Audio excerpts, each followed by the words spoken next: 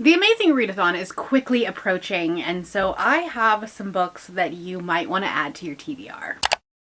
Hello everybody and welcome back to the channel. My name is Bree and this is 4 Paws in a Book. If you have no idea what I'm talking about, I'll leave the announcement video up above, but the Amazing Readathon is a month-long competitive team-based readathon where we are traveling to different locations, trying to read as many books as we can, and trying to be the team that crosses the finish line with the most points. In past years, we have, metaphorically, gone to real locations, real cities across the world. This year, we changed it up a little bit. I'm very excited about the changes, and we're going to some fictional places. And that gives us a whole new worlds of opportunity when it comes to prompts, when it comes to, just creative liberty. I'm very excited about the locations that we're going to, the prompts that we're going to, and some of the changes that have been made. Now, there are 4 competitive teams on the Amazing Readathon. Each one has a team bonus. And then if you're like, I don't want to do that, I don't want to compete, I want to be more of a vibes kind of person, we have one team that is competing non-competitively, and they are truly embodying the Hobbit aesthetic and just kind of vibing their way across the worlds. For this readathon, you get points based on your page count, and then you also get bonuses if your book matches your team bonus, as well as if it has LGBTQ plus representation. And so today I have 3 books for each competitive team, and they match both the LGBTQ plus representation, either in author or in character, and also meets their team genre. Some of them actually might overlap, and I'll talk about that. So the LGBTQ plus bonus is if there is any type of prominent representation in there. Obviously, if it's just like one little side character that's only in it for a scene, I wouldn't count that as prominent representation, but also we're not policing anything, so you do you. But be fair about it. I have 3 books here that will match the Illusionist team, and that is, it has a school setting. Now, I'm not going to police anything, like it's not like the whole thing has to take place at a school, but it needs to have some pretty significant school representation. That's all I'm asking for. So I have 2 fantasies and one that is a contemporary romance. It's contemporary, but it has a romantic subplot. We'll start there with Perfect on Paper by Sophie Gonzalez. And this is a YA contemporary, but I had so much fun with this one. And it's definitely a coming of age story. It is about our main characters finding out that they're queer. And also she finds out that she's bisexual, but she's attracted to a boy at school. And so there's a lot of conversations about like, am I queer enough? Am I, can I sit at the cool kids table kind of thing? She is, trying to join the LGBTQ plus club at school, but then she's like, but I like a boy, so like, am I queer still?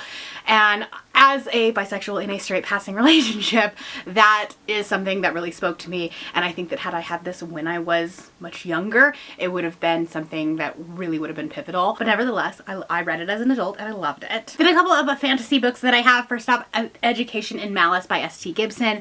This takes place at a New England school, but there are vampires.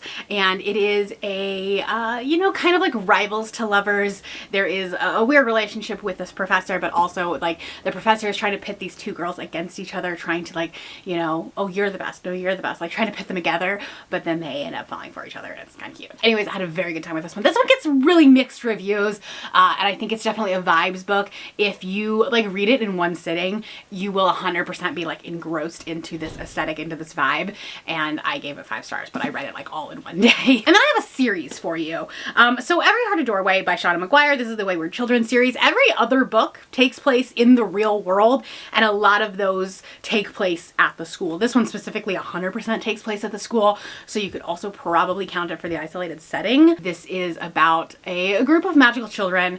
They find these doors to worlds that fit them better than the real world does. And so then we have our school where when they come back to this world, and they have to kind of deal with that and deal with the reality, and then they have to work on that, I guess. Obviously, when you are in a world that is perfect for you, and then you have to come back to this dumpster fire, even as an adult, that would be terrible, but as a kid, that's even worse. And so she kind of helps them through that, helps them work on that. This one definitely takes place at a school. I think it's usually every other one, so you just kind of have to figure that out, I guess. But this is a very short book, so it would be great if you are behind and you're trying to catch up or something for face-off weekend. This is one of my favorite all-time series. All right, now let's move on to the Steelwatchers, and their team bonus is an isolated setting. I kind of mentioned that before. So I have 3 books for you. I have a thriller, I have a horror, and I have a sci-fi. Obviously, you could kind of work through this through a lot of different things. Like I just said, Every Heart a Doorway would definitely fit for that as well. First off, we have The Passengers by John Mars. Now this one like might be a little bit of a stretch because not everybody is like all the same setting, but we have a few different characters that are isolated among themselves. So each person is stuck in their driverless car and they have lost all control of it. And so then it is getting broadcast to the world. It's kind of become this like reality TV thing, but all but one person is going to die. And this is a fast-paced, absolutely bonkers thriller. John Mars is one of my favorite thriller authors because he kind of like takes this you know, aspect of society and then like turns it on its head and like lets it run wild. And honestly, his books are fantastic. John Mars is a queer author, and so that is where the LGBTQ plus representation would fit in. All of his books would fit for that. But yeah, this one was so much fun, so fast. I read this one during a readathon, and I think I read it like maybe in 2 days just because like I could not put it down. And so I also read the one by him during Amazing Readathon last year, and again had such a good time with it. I read it so quickly. Then we have We Used to Live Here. I read this one earlier this year. This one wasn't my favorite book, but I think I'm definitely in the minority here, so I am going to use it as a recommendation. So many people love this book.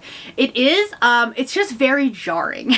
As a millennial, why are you letting people in your house? That's one thing. This is a sapphic relationship. There is a sapphic relationship at the heart of this book, and it is terrifying in the slowest, creepiest way. So basically, this woman, she's at her house. They just moved in, and someone comes up to their door and says, "Hey, I used to live here. Can I show my family around? I just want to show them where we lived." And so like, first off, that's really, really weird, right? But she's like, yeah, sure, I guess. She doesn't really know what's going on. And then it kind of just like spirals out of control from there. She can't get them to leave. It's absolutely chaotic. And you're on the edge of your seat for sure. And you just don't really know what's going on. You don't know what's up, what's down. It's a wild ride. It is a wild ride. And then finally a sci-fi romantic duology. I'm not sure that the second one would necessarily fit for the isolated setting. There are definitely parts where they are on their planet. So, you know, it's a stretch, but you could stretch it. I'm fine with that. But The Darkness Outside Us, this entirely takes place on a ship where there are only 2 people in space, hurtling into the deep outer space. It is about these 2 people who woke up mid-flight. They don't remember takeoff. They remember what happened before takeoff, but they don't remember the takeoff. And then they wake up and they are on 2 opposite sides of this space shuttle with a wall in between them, and like both people have to agree to bring the wall down.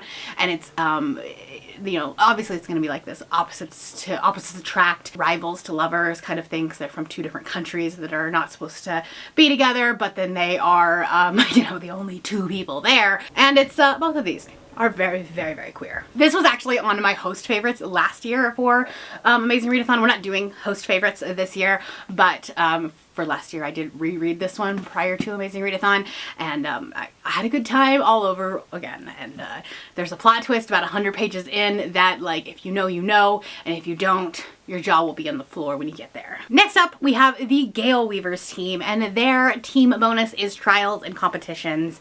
And so I want to like kind of stretch the boundaries a little bit here, kind of give you guys a little bit more options to work with, because I think sometimes you think of like just like trials and competitions, like, you know, Serpent the Wings of Night, Hunger Games kind of thing, which like are definitely that, but also sports romance. Definitely a competition. Right? I think that as long as there is like some sort of conversation about the competition, there is some sort of element to that, definitely count it. So this is Cleat Cute by Meryl Wilsner. This is one of my all-time favorite books. It has a wonderful queer representation in it. It has a wonderful ADHD representation in it. And I read this shortly after I was diagnosed, and it just meant so much to me that like I started crying, and I don't cry in books. This is Ted Lasso but make it gay and also make it American. It's American soccer. But we have two women on our U.S. national soccer team, and one of them is the Roy Kent character. She's the veteran on the team. She's grumpy. She's very injured, and she's trying to play through that. And then we have who I like to call the Danny Rojas of this team, the Football is Life team. She is quirky, she is bubbly, she is just like full of energy and so excited to be a part of this team.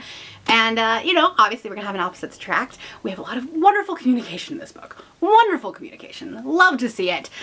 Yeah, if you love contemporary romance and you haven't picked this book up, I highly implore you to do that. Then one that is definitely not a romance, I think it's being mismarketed, but we have a dystopian sci-fi, and we have A Fable for the End of the World by Ava Reed. This is sapphic Hunger Games in a dystopian world. Are the society that we have basically, as you rack up your debt, you end up, you hit a mark, and then you have to fight to the death to pay it off, essentially. So while our main character has been very good about, you know, not trying to collect debts, her mother has not. And instead of fighting herself, she's like, well, my daughter is gonna do it, because, you know, she's a terrible mother. And anyways, so then she has to go in and fight. It's not like a bunch of people fighting against each other. No, it's the person fighting against the government-sponsored cyborg. So she is enhanced to be able to kill these people.